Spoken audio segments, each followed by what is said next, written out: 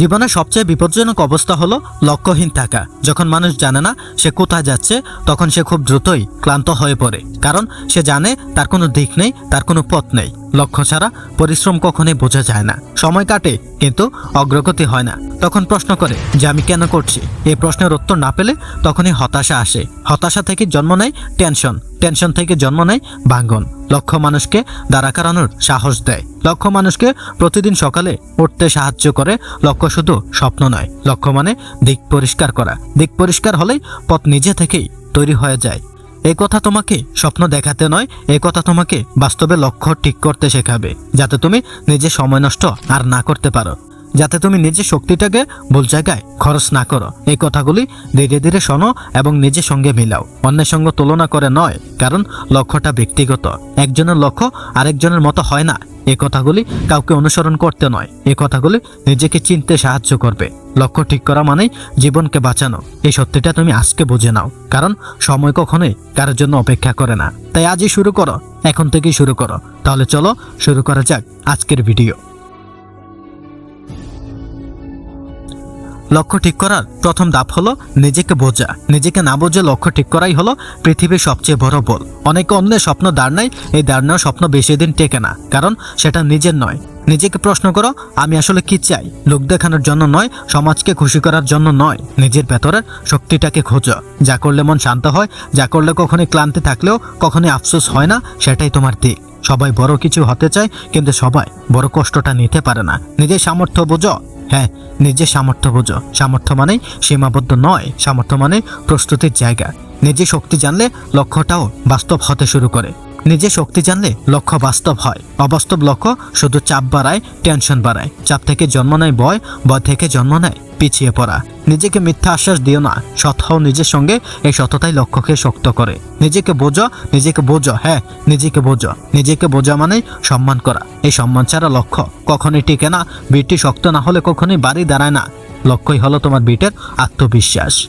লক্ষ্য ঠিক করার দ্বিতীয় ধাপ হলো স্পষ্টতা।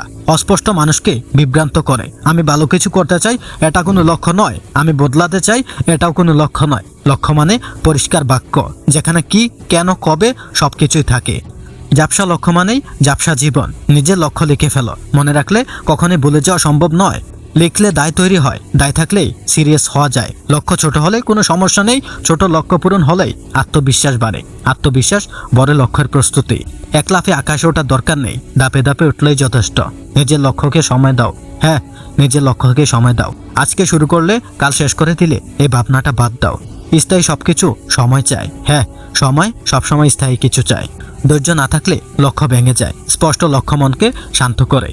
স্পষ্ট লক্ষ্য মনকে শান্ত করে, কারণ তখন তুমি জানো তুমি কি করতে চাও। অন্যের কথায় কখনো নিজের দিকটাকে বদলিও না। নিজের লেখা লক্ষ্যকে বারবার পড়ো, প্রয়োজনে ঠিক করো, কিন্তু কখনোই ছেড়ে দিও না। স্পষ্ট লক্ষ্য মানুষকে বাঁচিয়ে রাখে। লক্ষ্য ঠিক করা তৃতীয় ধাপ হলো অগ্রাধিকার। সবসময় লক্ষ্য একসাথে পূরণ হয় না, একসাথে সব চাইলেই পাওয়া যায় না। নিজের জীবনের সবচেয়ে বড় জরুরি কাজ কি? এই প্রশ্নের উত্তরটা খোঁজো। আজকের লক্ষ্য আর 5 বছরের পরের লক্ষ্য এক নয়। সময় অনুযায়ী লক্ষ্যকে বদলায়। এটা ব্যর্থতা নয়, এটা বুদ্ধিমত্তা। যেটা জরুরি সেটাকে আগে রাখো। অপ্রয়োজনীয় কাজে কখনোই শক্তি নষ্ট করো না। মনে রেখো, সময়টা সীমিত, তোমার শক্তিটাও সীমিত। সব জায়গায় এটাকে খরচ করা যাবে না। সব জায়গায় দিলে কোথাও ফল পাওয়া যায় না। একটা লক্ষ্যকে কেন্দ্র করো, বাকি বিষয়গুলোকে সাময়িকভাবে রাখো।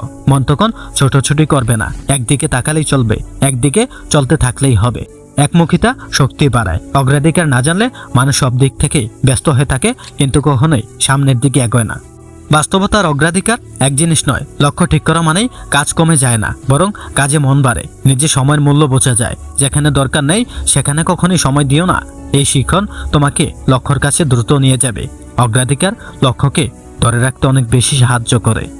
লক্ষ্য ঠিক করার চতুর্থ ধাপ হলো বাস্তব পরিকল্পনা। লক্ষ্য শুধু ভাবনায় থাকলে হয় না, লক্ষ্য পরিকল্পনা বাস্তব হয়। পরিকল্পনা মানেই চাপ নয়, পরিকল্পনা মানে প্রস্তুতি। লক্ষ্যকে ছোট ছোট কাজে ভাগ করো। আজ কি করব সেটা পরিষ্কার রাখো। আগামী মাসে কি করব সেটাকে তুমি আগে জানো। অগোছালো পরিকল্পনা মানুষকে ক্লান্ত করে তোলে। সহজ পরিকল্পনা মানুষকে টিকিয়ে রাখে। নিজের দৈনিক রুটিন দেখো, কোথায় সময় নষ্ট হচ্ছে সেখান থেকে সময় বের করো। পরিকল্পনাকে মননীয় রাখো। সবকিছু ঠিকঠাক চলবে না, না, সবকিছু ঠিকঠাক চলবে না, এই সত্যিটা তুমি মেনে নাও। একদিন কম করলে পরের দিন ছাড় দিও না, নিজেকে শাস্তি দিও না। পরিকল্পনা ভাঙলে আবার করো, এটাই ধারাবাহিকতা। পারফেক্ট হওয়ার দরকার নেই, না পারফেক্ট হওয়ার দরকার নেই। নিয়মিত কাজ করাই হলো আসল পরিচয়। পরিকল্পনা লক্ষ্যকে ভয়হীন করে, কারণ তখন তুমি জানো তোমার কি করতে হবে। অনিশ্চয়তা কমে যায়, অনিশ্চয়তা কমলেই টেনশন কমে যায়। শান্ত মন কাজ করতে পারে। পরিকল্পনা লক্ষ্যকে বাস্তব মাটিতে দাঁড়া করায়। লক্ষ্য ঠিক করার পঞ্চম ধাপ হলো শৃঙ্খলা। হ্যাঁ, মোটিভেশন সব জায়গায় থাকে না, না মোটিভেশন সব জায়গায় থাকে না, কিন্তু শৃঙ্খলা থাকলে কাজ কখনোই থেমে যায় না। লক্ষ্য আবেগ নয়, লক্ষ্যকে অভ্যাসে পরিণত করতে হয়। ভালো না লাগলেও কাজ করতে হবে, এই মন মানসিকতাই হলো শৃঙ্খলা। শৃঙ্খলা মানেই কঠোরতা নয়, শৃঙ্খলা মানেই প্রস্তুতি, নিজের সঙ্গে করা প্রতিশ্রুতি। হ্যাঁ, নিজের সঙ্গে করা প্রতিশ্রুতি। নিজেকে দেওয়া কথা কখনোই ভেঙো না, ভাঙলে আত্মবিশ্বাস কমে যায়। আত্মবিশ্বাস কমলে লক্ষ্যটা দূরে যেতে শুরু করে। ছোট ছোট নিয়ম তৈরি করো, প্রতিদিন সামান্য কিছু করো। এই সামান্য কিছুই বড় ফল বয়ে আনে। নিজেকে অজুহাত ধরো, এই অজুহাতই সবচেয়ে বড় শত্রু। হ্যাঁ, এই অজুহাতই আমাদের সবচেয়ে বড় শত্রু। আজ নয় কাল, কিন্তু এই কাল কখনোই আসে না। শৃঙ্খলা আজকে ধরে রাখতে হবে, আজ থাকলে আগামীকাল নিজে আসবে। নিজের উপরে পরিকল্পনা নিয়ন্ত্রণ করতে শেখো, এই নিয়ন্ত্রণই তোমার স্বাধীনতা। লক্ষ্যহীনতা কখনোই স্বাধীন নয়, লক্ষ্যবান মানুষই সত্যিকারের স্বাধীনতা পায়। এই কথাগুলি শৃঙ্খলাকে দীর্ঘায়ু করতে অনেক বেশি সাহায্য করবে। লক্ষ্য ঠিক করা ষষ্ঠ ধাপ হলো ব্যর্থতাকে গ্রহণ করা। লক্ষ্য মানেই বাধা, বাধা মানেই ব্যর্থতা, ব্যর্থতা মানেই শেষ নয়, এটা কেবল শেখার একটি অংশ। ব্যর্থতা এলে কখনোই থেমে যেও না, নিজেকে প্রশ্ন করো আমি কি শিখলাম। এ প্রশ্নই মানুষকে বড় করে। ব্যর্থতাকে ভয় পেলে লক্ষ্যটা কখনোই ঠিক করা যায় না। ভয় মানুষকে ছোট লক্ষ্য নিতে বাধ্য করে। নিজের সাহসকে অপমান করো না, না নিজের সাহসকে কখনোই অপমান করো না। চেষ্টা করাই হলো সম্মান, ফল আসবেই নিয়ম অনুযায়ী, সময় নিয়ে। সবাই প্রথমে চেষ্টা করে সফল হয় না, আর যারা হয় তারা একটু ব্যতিক্রম। তুমি সাধারণ মানুষ, এই সত্যিটা তুমি মেনে নাও। সাধারণ মানুষই নিয়মিত চেষ্টা করে, এই চেষ্টা একদিন অসাধারণ ফল দেয়।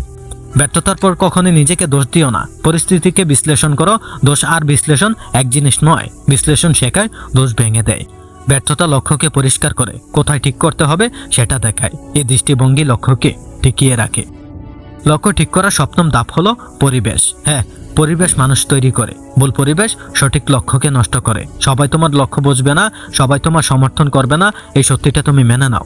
নেতিবাচক কথা থেকে দূরে থাকো, অপ্রয়োজনীয় তুলনা এড়িয়ে চলো। যারা চেষ্টা করে তাদের সঙ্গে থাকো, যারা স্বপ্ন দেখে তাদের কথা শোনো।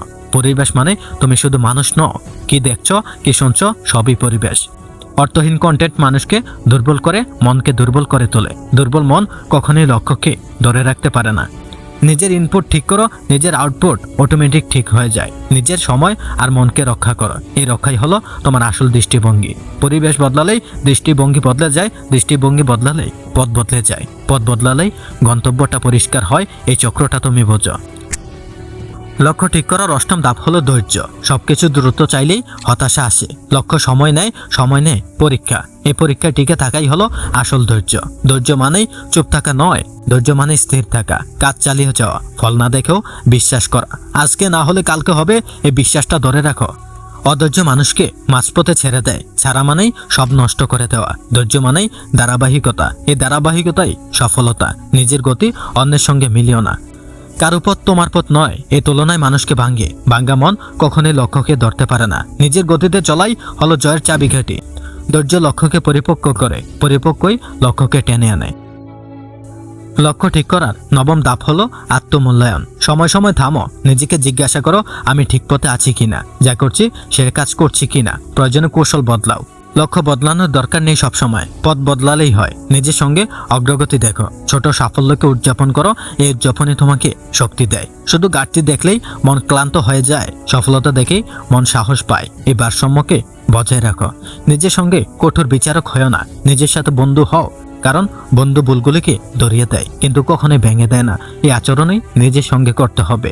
আত্মমূল্যায়ন লক্ষ্যকে বাস্তব রাখে, ভুল পথে গেলে সেটা দ্রুত ঠিক করে দেয়।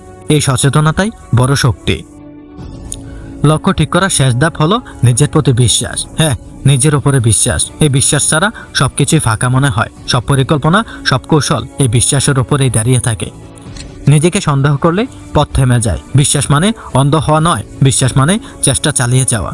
নিজের ক্ষমতাকে সম্মান করা। সবাই একরকম না, তোমার শক্তি তোমার মতো, এই সত্যিটাকে তুমি মেনে নাও। এই অগ্রগতিই হলো লক্ষ্য। নিজেকে সময় দাও, নিজেকে বিশ্বাস করো, একদিন তুমি নিজেই অবাক হবে তুমি কত দ্রুত দূরে চলে এসেছো। লক্ষ্য ঠিক করা মানে জীবনের দিক দেওয়া। এ দিক হারিও না, না এ দিক কখনোই হারিও না, কারণ তুমি অনেক কিছু পারো, তুমি অবশ্যই পারো, যেটা তুমি চেষ্টা করো। হ্যাঁ, মানুষ তাই পায় যা সে চেষ্টা করে, মানুষ তাই পায় যা সে চেষ্টা করে। তুমিও পারবে, তুমিও পাবে, অবশ্যই পাবে। বিশ্বাস রাখো নিজের ওপর, বিশ্বাস রাখো এই পৃথিবীর পরিচালকের ওপর, বিশ্বাস রাখো তিনি যেটা করেন সেটা আমাদের ভালোর জন্যই করেন। হ্যাঁ, বিশ্বাস রাখো। ভিডিওটি থেকে যদি কিছু অন্তত শিখতে পারেন তাহলে চ্যানেলটিকে সাবস্ক্রাইব করে পাশেই থাকুন। ধন্যবাদ।